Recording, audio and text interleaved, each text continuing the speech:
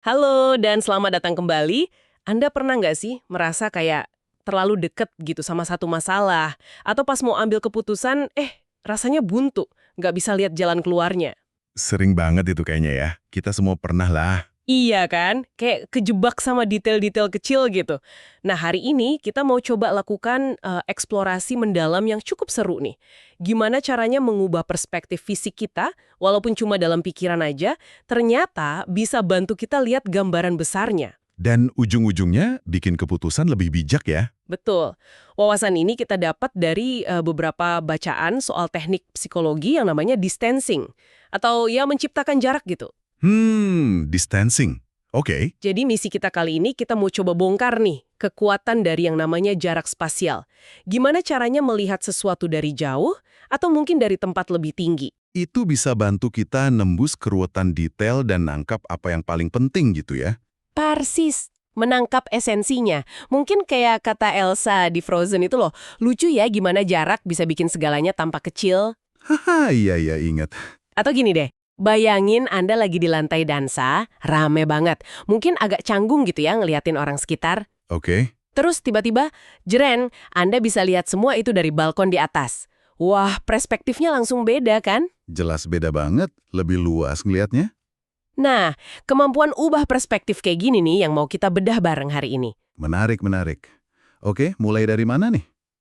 Mari kita mulai dari konsep intinya dulu ya, jarak spasial. Gampangnya sih, ini soal menciptakan ruang. Ruang mental antara diri Anda sama situasi yang lagi dihadapi. Oke, ruang mental. Ada latihan bagus nih dari konsultan namanya Tribulek. Dia pakai analogi lantai dansa tadi. Nah, pas kita di lantai dansa, fokus kita kan sempit banget ya. Iya, kayak pakai kacamata kuda gitu mungkin ya? Bisa jadi. Kita kayak tenggelam dalam pengalaman langsung. Orang di sekitar ngeliatin aku nggak ya? Gimana nih penampilanku? Jadi sadar diri banget malah banding-bandingin. Jadi fokusnya ke dalam diri gitu ya. Perspektif orang pertama yang terbatas. Nah itu dia. Sekarang coba bayangin Anda pindah naik ke balkon. Dari atas sana kan kelihatan semua ya lantai dansanya. Lebih luas pandangannya. Anda mungkin mulai lihat pola. Oh ternyata banyakan orang ngumpul di sisi sana. Atau wah di pojok itu kayaknya lebih seru ya. Perspektifnya jadi lebih objektif. Betul, nggak terlalu personal lagi. Ternyata, para pemimpin bisnis yang coba lihat dari balkon ini seringkali malah nemu solusi yang lebih kreatif, lebih strategis buat masalah mereka. Jadi bisa keluar dari detail-detail operasional sesaat gitu ya? Iya, mereka lihat gambaran besarnya. Persis. Dan ini bukan sekedar trik visualisasi biasa loh ya. Ada landasan teorinya, kuat malah. Namanya teori tingkat penafsiran. Wah, apa tuh? Construal Level Theory. Iya, Construal Level Theory. Teori ini bilang kalau jarak psikologis, nah, jarak spasial ini salah satu bentuknya, itu otomatis dorong otak kita mikir di level yang lebih tinggi, lebih abstrak. Jadi kalau sesuatu terasa jauh, mikirnya beda gitu ya? Betul. Kita jadi lebih fokus ke intinya, ke esensinya. Kenapa sih ini penting? Apa tujuan besarnya? Bukan lagi kejebak di detail teknisnya. Gimana cara ngerjainnya? Oke. Jadi fokus ke mengapa dan apa bukan bagaimana. Tepat. Dan menariknya lagi nih, ini juga bikin kita nggak terlalu fokus ke diri sendiri. Kita mulai lihat diri kita cuma sebagai bagian dari konteks yang lebih luas. Oh, jadi nggak ngerasa jadi pusat perhatian terus gitu ya? Iya, mirip banget sama cara seorang pelatih atau coach ngelihat pertandingan dari pinggir lapangan.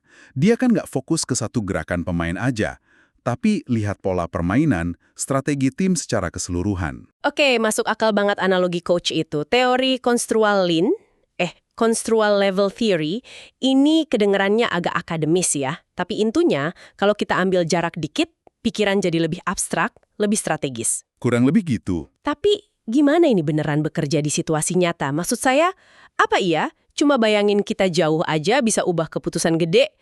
Kayak pas beli mobil gitu. Itu kan rumit banget dan sering bikin nyesel. Nah, itu contoh bagus. Beli mobil. Anda pasti tahu lah skenarionya. Kita datang ke dealer, mungkin udah riset, udah punya incaran model A gitu ya. Tapi pas nyampe sana, wah suasananya beda. Kena tekanan sales ya biasanya. Iya, Terus mulai tergoda nawar fitur tambahan yang sebenarnya nggak perlu-perlu amat, atau malah ditawarin model lebih mahal. Cicilannya sih ringan kelihatannya, tapi totalnya bengkak.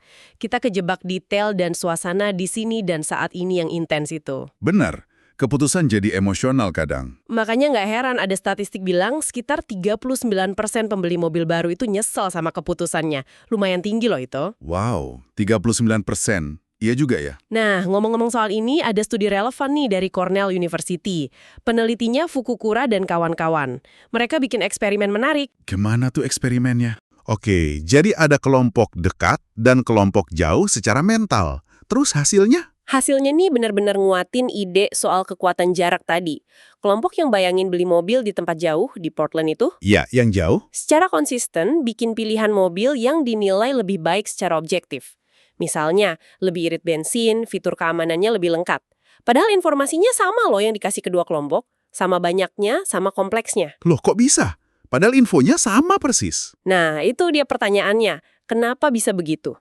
Penjelasannya ada di konsep yang namanya GIS memory. Atau kalau kita Indonesiakan mungkin ingatan inti atau ingatan saripati gitu ya. GIS memory, ingatan inti. Maksudnya gimana tuh? Jadi, pas kita bayangin sesuatu dari jauh, kita tuh cenderung lebih ngandelin ingatan inti ini. Otomatis lebih fokus ke fitur-fitur yang, ya, secara umum dianggap penting sama banyak orang buat jangka panjang. Contohnya kayak konsumsi bensin tadi ya, atau reputasi merek gitu. Betul. Hal-hal fundamental gitu. Jadi kurang terpengaruh sama fitur-fitur minor atau gangguan detil sesaat. Kayak jumlah tempat gelas atau warna cat yang lagi ngetren. Oh, jadi jarak mental itu kayak filter gitu ya? Misahin mana yang penting banget sama mana yang cuma nice to have aja. Tepat.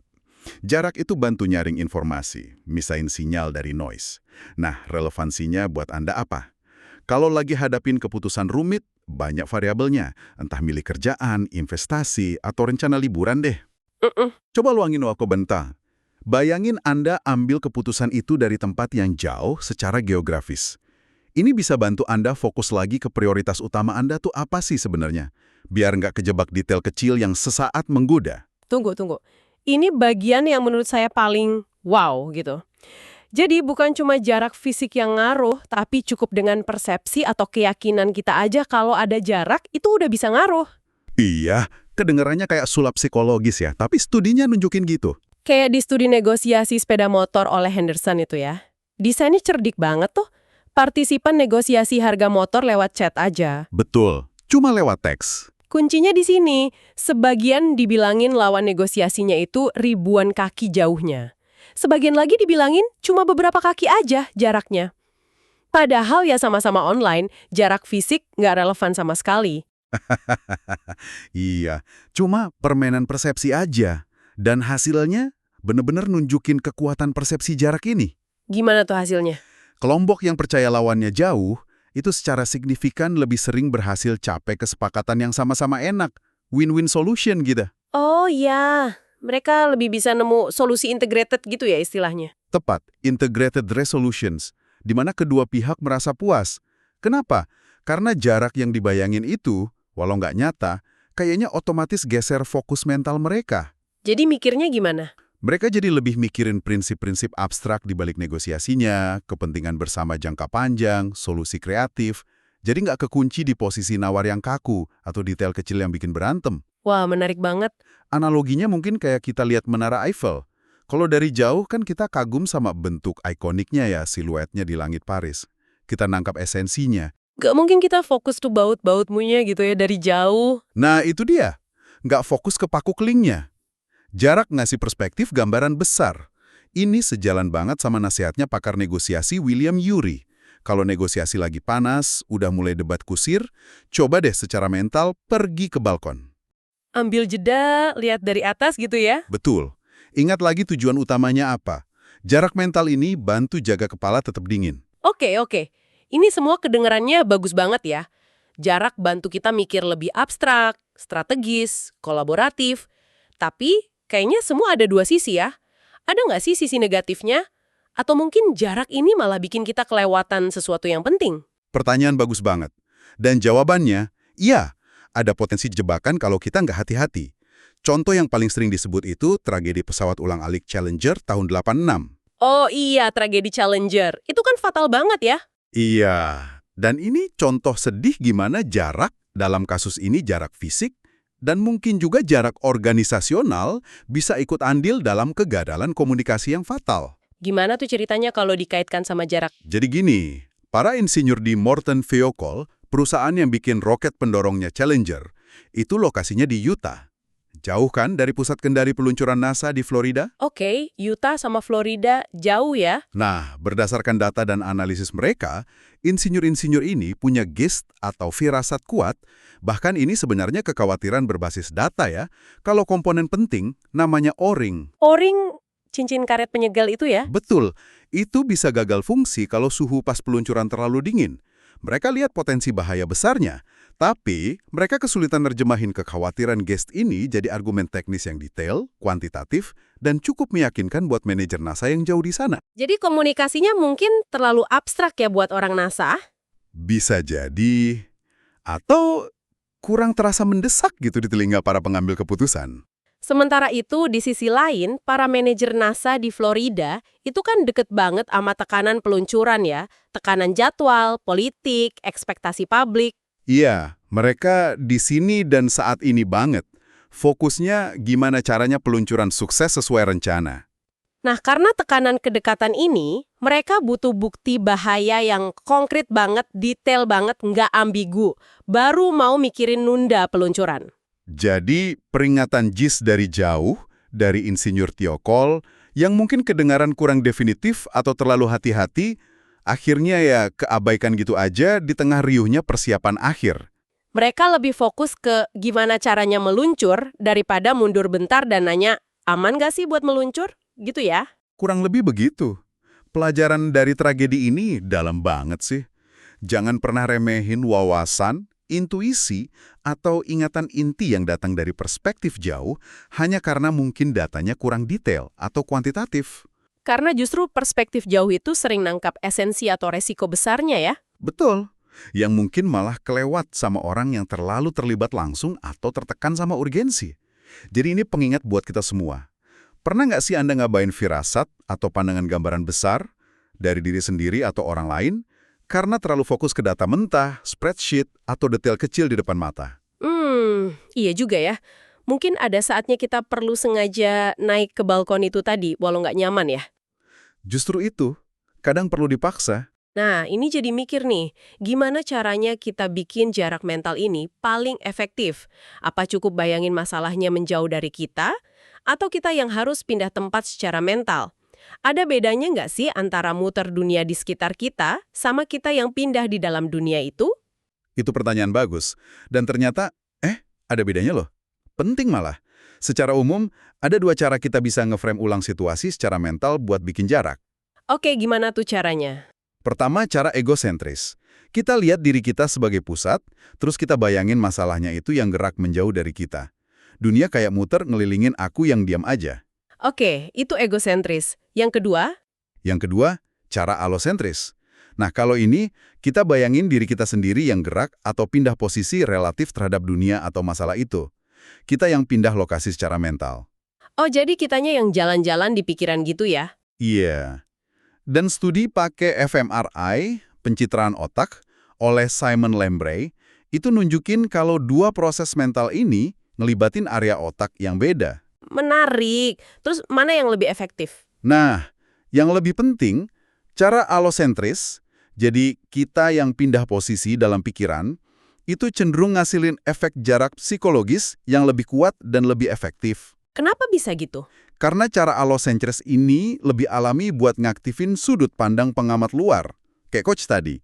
Jadi kita bisa lihat diri kita sendiri sebagai bagian dari lingkungan yang lebih luas, lengkap sama hubungan dan konteksnya. Oke, paham. Jadi lebih ampuh bayangin kita naik ke balkon atau pindah ke Portland daripada cuma nyoba dorong masalahnya menjauh sementara kita diam aja. Betul. Rekomendasi praktisnya gitu. Buat dapat manfaat jarak psikologis maksimal, coba bayangin Anda yang pindah tempat secara mental, bukan masalahnya. Oke, dicatat nih. Jadi bukan cuma lebih jauh, tapi kita juga harus bayangin diri kita yang pindah ke sana. Terus ada dimensi lain nggak? Gimana soal ketinggian? Apa ngebayangin diri kita lebih tinggi juga nambah efeknya? Konsep levitasi mental ini kedengerannya keren tapi agak aneh ya. Hah, iya juga sih istilahnya. Tapi coba kita pakai analogi lagi deh, biar kebayang. Boleh, boleh. Bayangin Anda kejebak macet parah. Kalau lihatnya cuma dari dalam mobil, pasti bete banget kan? Banget. Cuma lihat bemper mobil depan, denger klakson, sempit banget rasanya. Nah, sekarang coba levitasi mental. Bayangin Anda ngambang pelan-pelan ke atas. Pertama, mungkin lihat mobil Anda sendiri. Kelihatan tuh, sopirnya lagi stres, itu Anda. Haha, iya ya. Terus lihat mobil depan, mungkin isinya keluarga lagi seneng mau ke sekolah garu anaknya. Terbang lebih tinggi lagi. Anda mulai lihat pola. Mobil Anda cuma titik kecil di aliran mobil yang panjang, bagian dari sistem gede. Wah, iya kebayang. Jadi nggak ngerasa jadi korban macet lagi ya? Persis. Jadi ingat kampanye transportasi di Jerman yang slogannya pinter banget. Du bist nicht der Stau, du bist der Stau. Artinya, Anda bukan terjebak macet, Anda adalah kemacetan itu sendiri. Wah, dalam itu. Perspektifnya langsung jungkir balik ya. Betul, dari korban jadi bagian dari sistem. Dan lagi-lagi, ini bukan cuma analogi bagus, ada dukungan ilmiahnya. Oh iya, studi apa tuh? Ada studi menarik oleh Agarwal and Zhao. Konteksnya pameran kerja. Partisipan disuruh evaluasi lowongan kerja. Sebagian disuruh bayangin mereka lagi di lantai dasar gedung pameran, yang lain disuruh bayangin lagi di lantai atas gedung yang sama. Terus, ada bedanya? Ada. Partisipan yang bayangin ada di lantai atas, itu secara signifikan lebih milih kerjaan yang fokusnya ke perencanaan strategis, gambaran besar. Bukan kerjaan yang fokus ke detail implementasi harian. Wow, jadi ketinggian imajiner itu beneran dorong level pikiran yang lebih tinggi dan abstrak ya? Kelihatannya begitu. Kenapa ketinggian ngaruh? Patrick House, di bukunya, ngasih penjelasan yang masuk akal. Secara biologis, objek yang jauh kan kelihatan lebih kecil ya di mata kita. Iya benar. Otak kita terus nerjemahin ukuran kecil ini sebagai tanda kalau objek itu kurang relevan atau kurang ngancem buat kita saat ini. Nah, pas kita gabungin jarak horizontal dan ketinggian vertikal dalam imajinasi, Masalah-masalah praktis yang tadinya kayaknya gede banget di depan mata. ikut ngecil juga dalam persepsi kita. Detail jadi kurang penting, ancaman rasanya jauh. Yang kesisa, yang kelihatan menonjol, justru hal-hal fundamental buat kita. Nilai-nilai inti, tujuan jangka panjang, prinsip hidup. Pantasan ya, pemikir-pemikir besar kayak Newton atau Einstein suka pakai eksperimen pikiran, bayangin diri mereka di angkasa atau naik cahaya gitu, buat dapetin perspektif baru. Mungkin itu salah satu kuncinya, melihat dari ketinggian. Luar biasa sih ini. Jadi dari semua obrolan kita ini, kayaknya ada beberapa teknik praktis ya, yang bisa kita tarik buat bantu kita semua lihat gambaran besar di hidup sehari-hari. Coba kita rangkum ya beberapa langkah konkretnya buat Anda coba. Boleh. Pertama, perbesar pandangan, zoom out. Pas lagi ngerasa stuck, coba geser fokus dari diri sendiri, perasaan Anda, image Anda, ke situasi keseluruhan. Sadari Anda cuma satu elemen di pemandangan luas. Kayak lihat lantai dansa dari balkon tadi. Iya, jangan terlalu aku sentris ya. Kedua, putuskan dari jauh. Kalau lagi pusing sama keputusan kompleks, coba trik ini. Secara mental, pergi ke tempat jauh. Bayangin Anda di kota lain, negara lain, atau bahkan 10 tahun dari sekarang. Pertimbangin keputusannya dari sana. Percaya sama ingatan inti atau gist yang muncul. Andalkan intuisi gambaran besar yang muncul dari jarak itu. Ketiga, pindahkan diri Anda, bukan objeknya. Ingatkan beda egosentris sama alosentris. Biar jarak spasialnya paling efektif, bayangin Anda yang gerak atau pindah posisi mental, bukan cuma dorong masalahnya menjauh. Aktifin perspektif pengamat luar. Jadi kita yang jalan, bukan masalahnya yang didorong, oke? Dan keempat, melayang, levitate. Ini level berikutnya nih.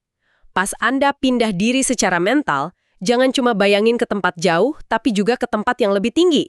Puncak gunung, balon udara, atau bahkan di orbit bumi sekalian. Sekalian jadi astronot ya. Biar lebih abstrak lagi. Ketinggian ini nambah lapisan abstraksi, bantu lihat pola yang lebih besar. Tepat sekali.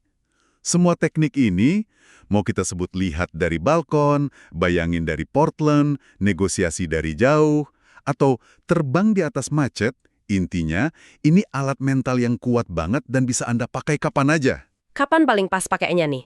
Terutama pas Anda ngerasa kewalahan sama info, atau kejebak detail nggak penting, atau pas lagi terlalu fokus ke diri sendiri, emosi, atau tekanan sesaat. Tujuannya sama, biar dapat lagi kejernihan, perspektif lebih luas, dan fokus ke apa yang benar-benar penting. Biar bisa lihat hutan, bukan cuma pohon di depan hidung ya. Nah, itu dia. Latih diri lihat hutan keseluruhan. Jadi, kalau kita tarik benang merahnya nih ya, inti eksplorasi kita hari ini jelas banget. Ngubah perspektif spasial kita, mau itu beneran atau cuma di pikiran, itu cara ampuh buat lepas dari jeratan detail, lihat gambaran besar. Dan akhirnya, ambil keputusan yang lebih bijak, lebih selaras sama nilai-nilai kita ya. Betul. Pertanyaannya sekarang, apa makna semua ini buat Anda secara pribadi? Ini sebenarnya lebih dari sekedar kumpulan trik psikologis biar ngerasa enakan sesaat ya.